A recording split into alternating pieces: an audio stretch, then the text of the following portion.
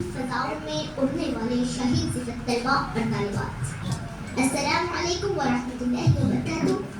मैं मरियम अब्दुल कादिर वज़ीर, मैं जिला परिषद मरकजी उर्दू प्राइमरी स्कूल महाराष्ट्र से हूँ। मैं जमात तहर्रुम में पढ़ती हूँ।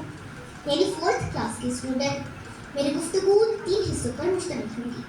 पहला, चूँकि मेरी मादरी ज़बान उर्दू है इसीलिए मैं उर्दू की अहमियत और अफादियत पर बात करूँगी। दूसरा, मैं साइंस फेयर और साइंस एग्जीबिशन के फ़र्क को वाज़ेह करूँगी। और तीसरा, जिस प्रोजेक्ट की बुनियाद पर मुझे तेलंगाना साइंस फेयर एकेडमी में अव्वल प्राइज़ से नवाजा गया, मैं वो आप लोगों के सामने पेश करूँगी।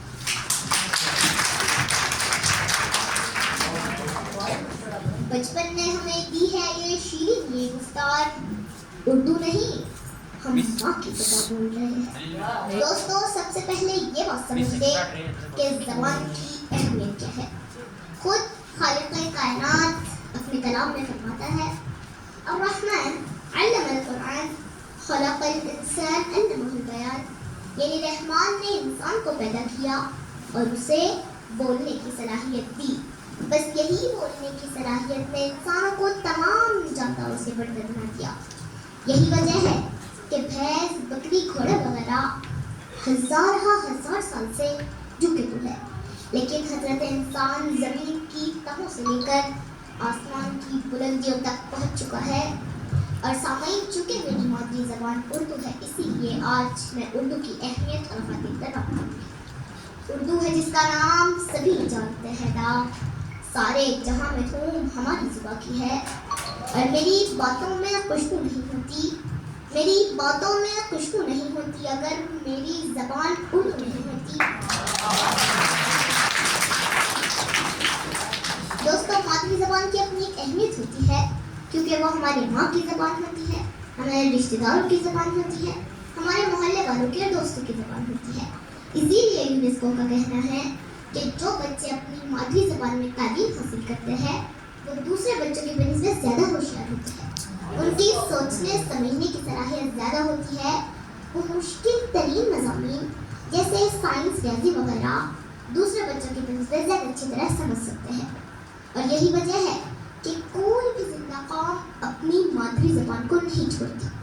चीनी अगर दुनिया के किसी गार में भी रहते हो लेकिन चीनी ज़बान नहीं छोड़ते। जापानी अपने बच्चों को जापानी ज़बान के स्कूलों में पढ़ाते हैं। यहूदी पूरी दुनिया में धक्के खाते फिरने के बावजूद इब्रानी पढ़ाते हैं, तुर्की ज़बान पढ़ाते हैं और ईरान वाले फारसी पढ़ाते हैं। लेकिन माफ़ करना, ज़हनी गुलाम कौमें कुछ और ही पढ़ाती है। मांगते फिरते हैं अगयार से मिट्टी के चिराग, अपने खुर्शीद पे फहरा दिए साए तुमने। और मुझे तो हैरत होती है कि हम उर्दू वालों पर अंग्रेज़ी का ऐसा कुमार चढ़ा हुआ है कि हमारे यहाँ उलमा के घराने के बच्चे भी अंग्रेज़ी मीडियम में पढ़ाई करने में फ़ख्र महसूस करते हैं। और आलम यह है कि ना खुदा ही मिला ना विसाल सनम ना घर के रहे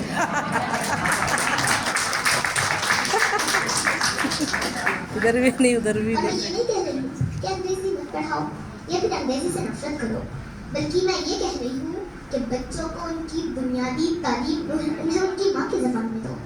बाकी ज़बानें वो खुद ही सीख जाएंगे। किसे तहजीब कहते हैं वो खुद ही जान जाएंगे, किसे तहजीब कहते हैं वो खुद ही जान जाएंगे। तुम अपने अपने बच्चों को फ़कत उर्दू सिखा देना और तमाम ज़बानों का एहतराम सर आँखों पर। लेकिन माफ़ करना, मैं उर्दू को अपनी सगी माँ समझती हूँ और किसी सौतेली माँ को अपनी सगी माँ पर फ़ौक़ियत नहीं दे सकती। सुल्ताना भी आप नहीं दिया। कितने लोग होंगे जो क्या अंग्रेज़ी में नहीं दिया, सौतेली माँ को मत डबल होंगे, लेकिन अपने दिल पर हाथ रखकर सच दिखाना, आप में से किसने अंग्रेज़ी में ख्वाब देखा है? नहीं ना। हकीकत यह है कि हम हमारी मादरी ज़बान के अलावा किसी और ज़बान में ख्वाब देख ही नहीं सकते। और पहले ये पूछा जाता था कि बच्चा लायक कितना है, लेकिन अब पूछा जाता है कि कितने लाख फीस है और कौन से इंग्लिश स्कूल में पढ़ता है। और बाप भी बड़े फ़ख्र से कहता है कि फला कॉन्वेंट इंग्लिश स्कूल में पढ़ता है और 2 लाख सालाना फीस भरता हूँ, और बच्चा जिसको कख नहीं आता। दोस्तों, आप जरा ठंडे दिमाग से सोचिए कि एक छोटा सा बच्चा है, आपने उसे उंगली पकड़कर इंग्लिश स्कूल में डाल दिया। अब वो पोयम रट के आया है, ट्विंकल ट्विंकल लिटिल स्टार। अभी ट्विंकल क्या वाला है न उसे पता, न उसकी अम्मी को पता, न उसके अब्बू को पता, न उसके दोस्तों को पता। लेकिन अगर अब मैं ये कहती हूँ कि चमचम चमचम चमके तारे आसमान में कितने प्यारे, तो मुझे चमचम चमकना भी पता है, आसमान भी पता है और तारे भी। अब आप इंसाफ से बताना कि मैं बेहतर हूँ या वो ट्विंकल वाला बच्चा। इंग्लिश से क्यों इतना प्यार, उर्दू से क्यों है इनकार? इंग्लिश से क्यों इतना प्यार, उर्दू से क्यों है इनकार? छोड़ो भी ये रट्टा यार, ट्विंकल ट्विंकल लिटिल स्टार। और ये बहुत हो गया अभी तो बड़े होते हैं और कॉलेज को बाहर बनते हैं तो पता है क्या होता है? एक मर्तबा एक कॉलेज में प्रोग्राम था। एक लड़का खड़ा हुआ और कहा, दोस्तों मैं आप लोगों को मिर्जा गालिब की गजल सुनाने वाला हूँ। गजल। जानिए, अगर मिर्जा गालिब को खबर में पता चल जाए कि मेरे बाप की गजल कैसी तौहीन कर रहा है तो उसका केस कर देंगे और कहीं कैसे बहुत सजा लग जाए। वो करे बात तो हर लफ्ज से खुशबू आए, वो करे बात तो हर लफ्ज से खुशबू आए, ऐसी बोली वही बोले जिसे उर्दू आए। करेक्ट। और पहले बच्चों को ठोकर लगती थी तो कहती थी हाय अल्लाह मैं मर गई, लेकिन अब कहती है आउच। और पता नहीं कि किसने हमारे दिमागों में बिठा दिया कि हम अंग्रेजी के बिना तरक्की नहीं कर सकते। अगर दुनिया में नाम कमाना है तो अपनी मातृ ज़बान को अहमियत देनी होगी। सारी दुनिया तरक्की कर गई अपनी ज़बान की बदौलत, लेकिन हमने आज ही उम्र गंवा दी अंग्रेजी सीखते सीखते। सलीक़े से हवाओं में जो खुशबू खोल सकते हैं, सलीक़े से हवाओं में जो खुशबू खोल सकते हैं, अभी कुछ लोग बातें हैं जो उर्दू बोल सकते हैं। और बात करने का हसीन तौर तरीक़ा सीखा, बात करने का हसीन तौर तरीक़ा सीखा, हमने उर्दू के बहाने से सलीक़ा सीखा। वाह। दोस्तों जब हम उधार की ज़बान लेते हैं ना तो हमारा ख्याल भी उधार के जाते हैं। उधार की ज़बान उधार के ख्याल। इसीलिए मैं कहती हूँ कि ज़बान भी खुद की रखे, ख्याल भी खुद का रखे और साइंसी इजाज़त भी खुद की रखे। अब मैं मेरी गुफ्तगू के दूसरे हिस्से की तरफ चलती हूँ जिसमें मैं साइंस फेयर और साइंस एग्जीबिशन के फ़र्क को वाज़ेह करूँगी। साइंस फेयर और साइंस एग्जीबिशन के फ़र्क को समझने से पहले आप सभी ये समझ लीजिए कि साइंस क्या है। What is science? साइंस ये लैटिन वर्ड साइंसिया से निकला है जिसके मायने होते हैं नॉलेज यानी मालूमात। What type of knowledge? कौन सी मालूमात? वो नॉलेज जो ऑब्जर्वेशन और एक्सपेरिमेंटेशन यानी मुशाहिदात और तजुर्बात से हासिल की जाए। साइंस फेयर और साइंस एग्जीबिशन में फ़र्क समझने में लोगों को अक्सर मुश्किल होती है क्योंकि हिंदुस्तान में ज़्यादातर साइंस एग्जीबिशन यानी साइंसी नुमाइशें ज़्यादा होती है, जबकि यूरोपीय ममालिक में साइंस फेयर यानी साइंसी मेले मुनक़िद होते हैं। साइंस फेयर और साइंस एग्जीबिशन में बुनियादी फ़र्क इनफरादी नई तहक़ीक़ का है। आइए इन्हें पॉइंट के ज़रिए समझते हैं।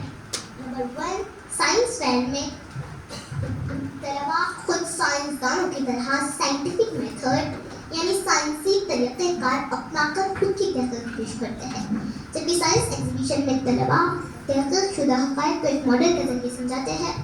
मसलन एक बहुत मशहूर मॉडल है वोल्केनो मॉडल, जिसमें बच्चे विनेगर और बेकिंग सोडा के इस्तेमाल से आतिशफशों के मॉडल्स बनाते हैं।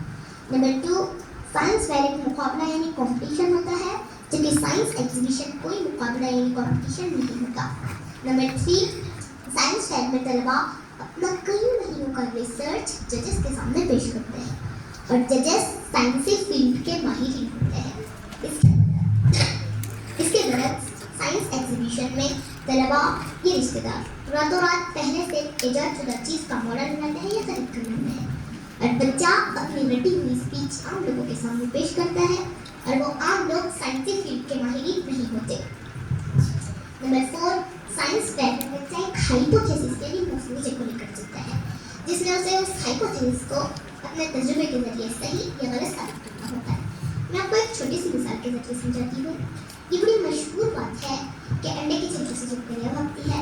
क्या आपने 50 चिपकलियों का तजुर्बा किया? क्या आपने देखा कि अंडे के छिलके की वजह से चिपकलियाँ भागी? साइंस इफ और देन पर काम करता है। इफ अगर ये हाइपोथेसिस है, देन तो क्या आपने इस पर काम किया? मैंने तो किया। मैंने देखा कि अंडे के छिलके की वजह से वहाँ पर बहुत सारे कीड़े आए और उन कीड़ों को खाने के लिए चिपकली उस अंडे के छिलके पर बैठकर उन कीड़ों को खा कर दी। साइंस फेयर में आपको अपनी खुद की पेश करनी होती है, ऐसे उटपटांग बातें नहीं चलती। जबकि साइंस एग्जीबिशन में कोई हाइपोथेसिस यानी मफरूज़ा नहीं करता। नंबर 5, साइंस फेयर में इन 3 वेरिएबल्स का होना बहुत ज़रूरी है। नंबर 1, इंडिपेंडेंट यानी आज़ाद मुतावयन, डिपेंडेंट वेरिएबल यानी मुनहसिर मुतावयन और कंट्रोल वेरिएबल। इन 3 वेरिएबल्स का भी ख्याल रखा जाता है, जबकि साइंस एग्जीबिशन में कोई वेरिएबल्स नहीं होते। नंबर 6, साइंस फेयर में लॉग बुक का होना बहुत ज़रूरी है, जिसमें बच्चा डेट टाइम के साथ अपने तजुर्बे का सारा रिकॉर्ड रखता है, जबकि साइंस एग्जीबिशन में लॉग बुक का होना इतना ज़रूरी नहीं। नंबर 7, साइंस फेयर में रिजल्ट का डाटा चार्ट या ग्राफ की शक्ल में बड़ी बारीकियों के साथ पेश किया जाता है, और इसमें आपको अपनी तहकीक के हवालात के लिए रेफरेंसेस भी देने होते हैं, जबकि साइंस एग्जीबिशन में ये सारी बारीकियाँ नहीं होती। नंबर 8, साइंस फेयर में मंसूबाबंदी यानी प्लानिंग अहम किरदार अदा करती है, जबकि साइंस एग्जीबिशन में कोई मंसूबाबंदी यानी प्लानिंग नहीं होती। नंबर 9, साइंस फेयर में ऑब्जर्वेशन यानी मुशाहिदा भी अहम किरदार अदा करता है, यानी आपने कितनी बारीकियों से उसे देखा है, जबकि साइंस एग्जीबिशन में ऑब्जर्वेशन यानी मुशाहिदा का कोई एलिमेंट नहीं होता। नंबर 10, साइंस फेयर में क्यूरियोसिटी एंड क्रिएटिविटी यानी तहकीक और तख्लीक ज़रूरी है, जबकि साइंस एग्जीबिशन में कोई तहकीक और तख्लीक नहीं होती। दूसरे इस पर काम करते हैं, आपको बस स्पीच देनी होती है। नंबर 11, साइंस फेयर में डाटा कलेक्शन इसलिए होता है कि किसी नतीजे यानी कंक्लूजन तक पहुंचा जाए, और वो नतीजा पहले से मालूम नहीं होता, जबकि साइंस एग्जीबिशन में एक मॉडल होता है जिसका काम, तरीका और नतीजा पहले से पता होता है। नंबर 12, साइंस फेयर में बच्चा अपनी खुद की तहकीक कर नतीजे तक पहुंचता है, जबकि साइंस एग्जीबिशन में दूसरों का काम, तरीका और हिदायत को फॉलो करता है। Number 13, science fair. Number 14, science fair में बच्चा क्योंकि खुद से तहकीक किया होता है, इसीलिए उसे अपने प्रोजेक्ट में आने वाली दिक्कतें, मुश्किलें, उनका हल और हासिल होने वाली चीज़ें पता होती है, जबकि साइंस एग्जीबिशन में ऐसा नहीं होता। नंबर 15, साइंस फेयर में मेहनत करने वाले बच्चे मुस्तकबिल में बड़े साइंटिस्ट बनते हैं, जबकि साइंस एग्जीबिशन में प्ले करने वाले बच्चे मुस्तकबिल में साइंस से कोई दिलचस्पी नहीं रखते। और जहाँ तक मुसलमानों का ताल्लुक है, जिन्होंने साइंसी फील्ड की बुनियादें रखी, उनके नाम हैं अल-राज़ी, इब्न सीना, ज़ुहरावी, इब्न हैतम वगैरह, और आज जितनी भी साइंसी इजादात हैं उन्हीं की मजमूनी मिन्नत है। मगर अफसोस कि जो कौम दुनिया की इमामत के लिए बनाई गई थी, उसका क्या हाल हो गया है। कर सकते थे जो अपने ज़माने की इमामत, वो कोहना दिमाग अपने ज़माने के हैं पैरों। अब मेरी गुफ्तगू के 30 आइए अहद करें कि हम हमारा सुनहरी साइंसी दौर वापस लाएंगे इंशाअल्लाह। अब मैं मेरी गुफ्तगू के तीसरे और आखिरी हिस्से की तरफ चलती हूँ, जिसमें मैं आपको मेरा प्रोजेक्ट बताऊंगी। मेरे प्रोजेक्ट का उन्वान है गर्मी से बचाव के लिए रंगों का इंतखाब, colour selection for heat protection. इस प्रोजेक्ट में गर्मी से बचाव के लिए रंगों का इंतखाब इस मौजू पर तहकीक की गई। तहकीक करने का मकसद ये रहा कि क्या सचमुच डार्क रंग यानी गहरे रंग गर्मी को अब्सॉर्ब यानी जज्ब करता है, और लाइट रंग गर्मी को रिफ्लेक्ट यानी मुनक्किस करते हैं। और जैसा कि आप जानते ही हैं कि यह हाइपोथेसिस है, यानी मफरूज़ा है कि मुनासिब रंगों के इस्तेमाल से इंसान गर्मी के असरात को कम कर सकता है। बस इसी हाइपोथेसिस पर हमने ये सारी तहकीक।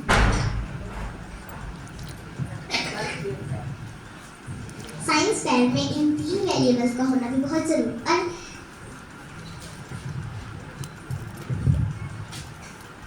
जैसा कि आप जानते ही हैं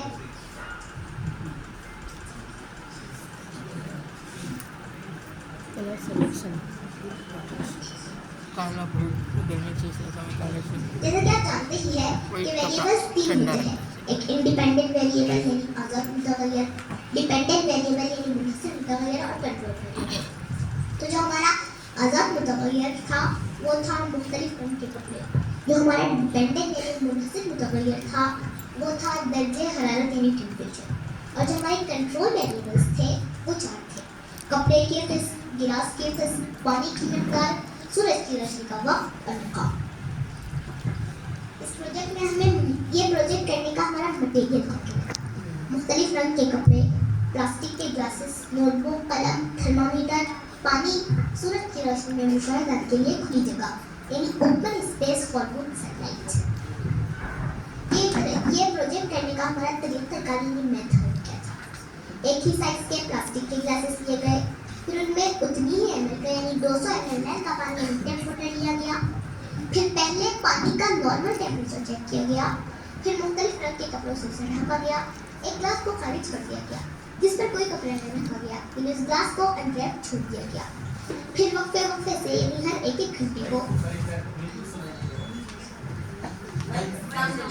घंटे को उनका टेम्परेचर चेक किया गया और फिर यह मुशाहिदा किया गया कि क्या सचमुच डार्क रंग गर्मी को अब्सॉर्ब कर रहे हैं और लाइट रंग गर्मी को रिफ्लेक्ट कर रहे हैं। इस प्रोजेक्ट में हमें दिक्कतें यानी प्रॉब्लम्स क्या क्या। पहले जब हम ये तजुर्बा कर रहे थे तो हमें इस प्रोजेक्ट का आइडिया नहीं था, तो हम हमारे आंगन में जहाँ पर ग्लासेस लगते थे तो वहाँ पर कुछ ग्लासेस पर कुछ देर के बाद अच्छी धूप आती थी और कुछ ग्लासेस पर नहीं। तो फिर हमने हमारी छत पर एक फिक्स जगह चुन ली जहाँ पर मुस्तकिल धूप आती थी। हम वहाँ पर ग्लासेस रखते थे। अब वो तजुर्बा सही होने लगा, लेकिन फिर थर्मामीटर धक्का देने लगा क्योंकि थर्मामीटर की बैटरी बार लो हो जाती थी। इसीलिए हमने सोचा कि क्यों ना हर तजुर्बे के लिए उसकी बैटरी बदली जाए। फिर हम हर तजुर्बे के लिए उसकी बैटरी बदलते थे। अब वो तजुर्बा भी सही होने लगा। इसी तरह हमने डबल लेयर का भी तजुर्बा किया जिसमें हमने एक में काला कपड़ा ऊपर और सफ़ेद नीचे, एक में सफ़ेद ऊपर और काला नीचे लिया।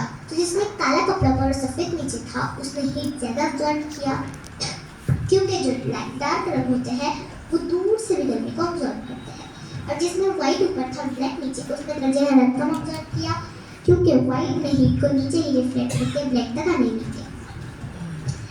फिर हमने बॉक्सेस का भी तजुर्बा किया जिसमें हमने सेम साइज के कार्डबोर्ड के बॉक्सेस लिए, फिर उनके बीच में एक दायरा बनाया, एक निशान बनाया जिसमें हम ग्लासेस रखते थे ताकि ग्लासेस इधर उधर ना हो। हमारा तजुर्बा सही आया। फिर हम सेंटर में ग्लासेस रखते थे। और हाँ, ये तजुर्बा हमने सिर्फ 2 कपड़ों पर किया, एक काला और एक सफ़ेद। लेकिन ये तजुर्बा एकदम मुस्तकिल आया, ये तजुर्बा एकदम अलग आया क्योंकि इसमें जो डार्क रंग था जैसे काला उसने दर्जा हरारत कम अब्जॉर्ब किया और जो लाइट रंग था जैसे कि वाइट उसने दर्जा हरारत ज़्यादा अब्जॉर्ब किया। ऐसा क्यों? इंशाल्लाह आइंदा इस पर तहकीक करेंगे। और इस सारे प्रोजेक्ट का सबसे अहम पार्ट जो है वो है कि इस प्रोजेक्ट में हमारी किसने हेल्प की। सबसे पहले मैं अल्लाह ताला का शुक्रिया अदा करूँगी जिसने मुझे ये प्रोजेक्ट करने की तौफीक अता फरमाई।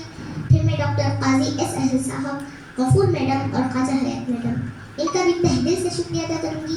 इन्होंने भी मेरी बहुत मदद की। अगर ये मेरी मदद ना करते तो ये प्रोजेक्ट करना इम्पॉसिबल था। फिर मैं अपने माँ बाप का भी शुक्रिया अदा करूँगी जिन्होंने न सिर्फ मेरी मदद की बल्कि मुझे जो ज़रूरी सामान लगा वो सब ला कर दिया। फिर आखिर में मैं अपने भाइयों का और टीचर्स का भी शुक्रिया अदा करूँगी, उन्होंने भी मेरी बहुत मदद की। इस सारे प्रोजेक्ट से हमने ये नतीजा हासिल किया है कि गर्मियों के मौसम में आपको काले रंग के बुर्क़े, काले रंग की छतरियाँ और काले रंग की टोपी इस्तेमाल नहीं करनी चाहिए। बेहतर होगा कि आप लाइट रंग के बुर्क़े, लाइट रंग की छतरियाँ और लाइट रंग की टोपियाँ इस्तेमाल करें। ये हीट अब्जॉर्ब नहीं करेगी। और डबल लेयर से हमने ये नतीजा हासिल किया है कि गर्मियों के मौसम में आपको छतरियाँ इस्तेमाल नहीं करनी है तो आप ऊपर वाइट और नीचे ब्लैक ऐसी छतरी इस्तेमाल कर सकते हो। ये हीट अब्जॉर्ब नहीं करेंगी। बुरखे इस्तेमाल करते हैं